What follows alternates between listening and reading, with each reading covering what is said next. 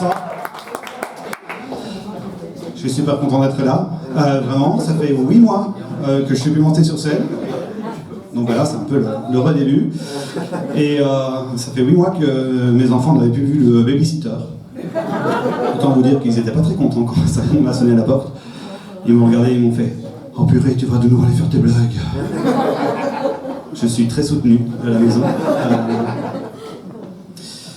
Après, ma fille m'a demandé quand même m'a posé une question qui, honnêtement, m'a assez étonné. Papa, j'ai la question, vraiment, pourquoi tu payes le babysitter une fortune pour aller faire rire des gens que tu ne connais pas le soir, alors qu'en journée, tu es payé pour faire pleurer des gens? Je n'ai pas encore dit mon métier, mais je pense qu'en 8 mois, ça n'a pas vraiment changé. À chaque fois que je pose la question, je suis dans le top 3 de vos réponses. Je suis une des personnes que vous aimez le moins. Je vous écoute. On n'en est pas loin. Les impôts, voilà. Allez, top 2. Voilà, alors je ne sais pas pourquoi toujours cette haine quand vous le dites. Alors après, je vous rassure, c'est pas vraiment un boulot qu'on fait par passion. C'est vraiment alimentaire. Je veux dire, si vous voulez voir une fois le faire, allez-y. Vous prenez le téléphone toute la journée pour répondre toujours à la même question. Comment ça se fait que mon voisin il a déjà touché, que moi pas encore? Voilà, c'est mes journées. Et là, on est en plein dedans. Voilà. Donc voilà, donc je suis content de venir. Je suis content de venir parce qu'en plus, c'est une période que j'aime pas du tout pour l'instant. On est dans une période d'entre-deux. Je vais expliquer tout de suite. On vient de finir Halloween, à mon plus grand bonheur, parce que je déteste ça. J'ai très peur des films d'horreur. Ça me fait des cauchemars, vraiment. Pourtant, je me dis, j'ai de la chance, parce que si jamais il se passe vraiment quelque chose la nuit, je suis marié, j'ai donc 50% de chance de plus que les célibataires de survivre. Je rajoute une chance de plus, c'est ma femme qui dort du côté de la porte. Techniquement, je ne devrais pas avoir peur. Mais pourtant, il faut savoir que mes premiers rencarts avec celle qui est devenue mon épouse, Jean-Léon, je te vois en train de regarder mes feuilles. C'est que de l'impro pour l'instant, c'est pas dessus. Non, il faut savoir que les 5 premiers rencarts avec celle qui est devenue mon épouse, c'était des sorties au cinéma. Et c'est elle qui choisissait le film, et les films ont été 5 films d'horreur. Ma main droite se souvient du premier film qui s'appelle The Grudge. Du début jusqu'à la fin, elle a été broyée, littéralement. Après le 5e rencard, elle m'a quand même dit « Est-ce que tu es sûr de m'aimer ?» Parce que sur les 5 films, jamais tu m'as pris dans tes bras. Comment tu veux que je te prenne dans les bras entre ma main qui se fait broyer et l'autre main qui me sert discrètement à cacher mes yeux pendant toutes les scènes du film? Je ne lui ai pas dit ça. La preuve, on est mariés, sinon je pense qu'elle aurait peut-être quitté. Et après, en plus de ça, j'ai appris qu'elle détestait les films d'horreur. Pourquoi? Vraiment, pourquoi m'avoir infligé ça? Mais c'est derrière moi, c'est fini. Il n'y a plus Halloween. Par contre, il y a Noël. Noël approche. Alors là, par applaudissement, je suis curieux. Est-ce qu'il y a encore des gens qui font des listes d'idées cadeaux? Moi, je fais partie des gens. C'est tout à fait. Voilà. Et donc, ces gens qui applaudissent, est-ce qu'il y en a qui ne reçoivent pas ce qu'ils ont marqué sur leur liste de cadeaux? Voilà. Voilà pourquoi je n'aime pas Noël. Je déteste ces gens, en fait. Et en plus de ça, tu le sais, avant même qu'ils t'offrent ton cadeau, que ce ne sera pas sur ta liste, parce qu'ils utilisent cette phrase « J'espère que ça te plaira ». Mais quelle hypocrisie! Tu as ma liste, tu vas au magasin, tu vois quelque chose qui n'est pas sur ma liste, tu te dis ça va pas lui plaire, mais pour une raison obscure, tu l'achètes quand même et tu me l'offres en me disant j'espère que ça te plaira. Qu'est-ce que tu me forces à faire? À mentir. Parce que moi je vais te dire oh, c'est super, merci, alors que je ne sais même pas à quoi ça sert. Tu me fais mentir le soir de Noël? Mais honte à toi! Une liste, c'est fait pour être respectée. Tu vas faire tes courses avec la liste que t'a fait ta femme, tu la respectes, cette liste. Après, j'en conviens, ces listes sont mal foutues. Vraiment. Je veux dire, la 3/4 des magasins commencent par le rayon fruits et légumes. Tu rentres dans ton magasin, tu vas sur la liste papier toilette. C'est à l'opposé du magasin. Tu te tapes l'opposé du magasin, tu as mis ton papier toilette, tu dois laisser chercher quoi? La salade et les tomates. Tu retournes à l'entrée du magasin. Et là, question te dit, ah, il faut du poulet. Tu retournes à l'opposé du magasin. 45 minutes, tu as fait 5 articles sur la liste. Moi, 2 heures après, je rentre chez moi, fier, car j'ai tout trouvé et j'ai respecté la liste. Et qu'est-ce que dit ma femme? Ah ben enfin, j'ai commencé à m'inquiéter. Il y a plusieurs choses qui passent dans ma tête à ce moment-là.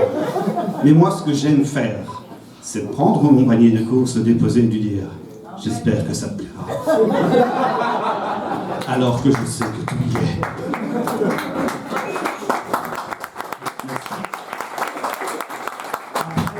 Après, on est d'accord que ça montre quelque chose. Les femmes font toujours la liste des courses.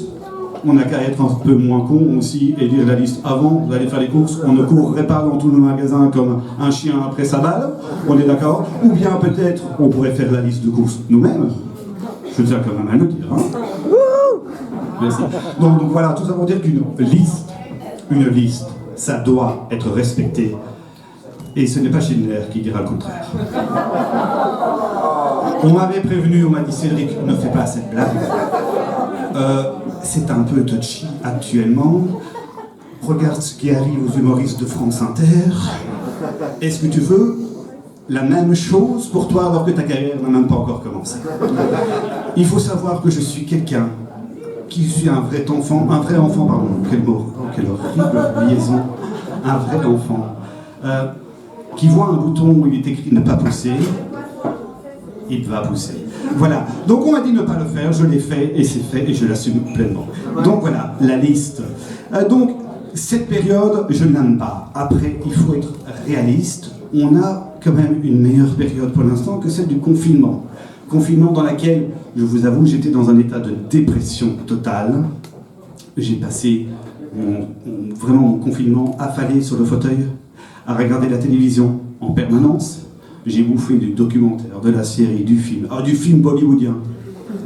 Est-ce que vous regardez des films bollywoodiens? Honnêtement, je ne comprends pas l'intérêt de ce truc.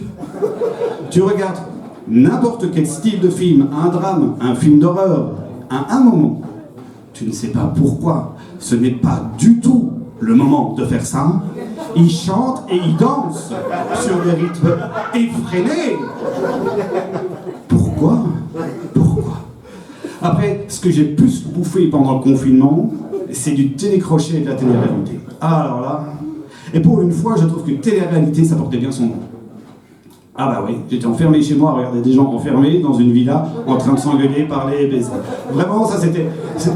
C'est tout moi, hein. La seule différence, c'est peut-être eux avaient une villa avec une piscine, moi à 50 mètres carrés avec une femme, 2 enfants. Mais c'était la seule différence. Mais bon, la réalité est revenue. Un jour, mon téléphone a sonné. J'ai d'abord paniqué, j'ai cru que c'était... on m'invitait à l'anniversaire des 40 ans de Jean Léon. Mais non, je sais pas encore le temps. Non, c'était mon oncle. Mon oncle m'appelle pour me dire que mon grand-père est décédé.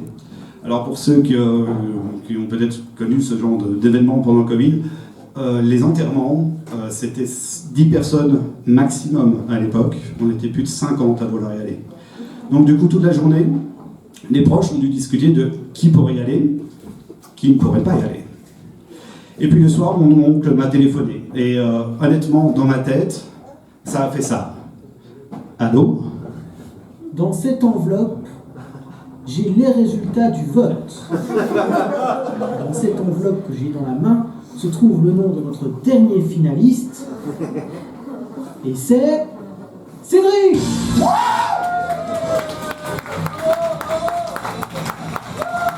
Bien! Donc tu les cousins! C'est moi qui ai gagné, je vais représenter la famille à l'enterrement. Ah, la joie. Bah alors, le jour même de l'enterrement, par contre, un silence de mort.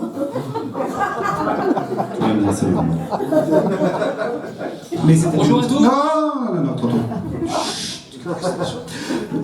c'est leur demande. Mais non, une tristesse, vraiment une tristesse. On n'était que 10 à porter des masques. On nous a placés en demi-cercle, à 1,50 m chacun. Une horreur. Donc on devait s'asseoir. C'est des tabourets de géants ici. Hein. Je me suis assis, silence total. Et là, la personne du funérarium est arrivée. Oui, c'est Denis. Et je vais chercher l'urne et je procède tout de suite au dépouillement.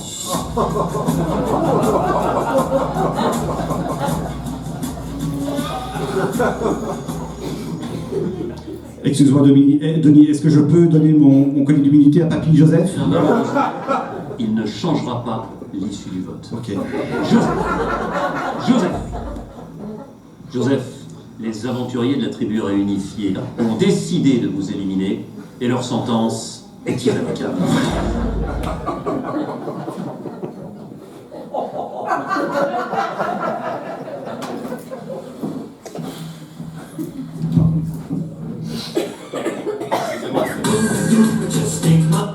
Tu vas vraiment casser toutes les blagues. Donc faites comme si vous n'avez rien entendu. Papy Joseph. Là tu peux.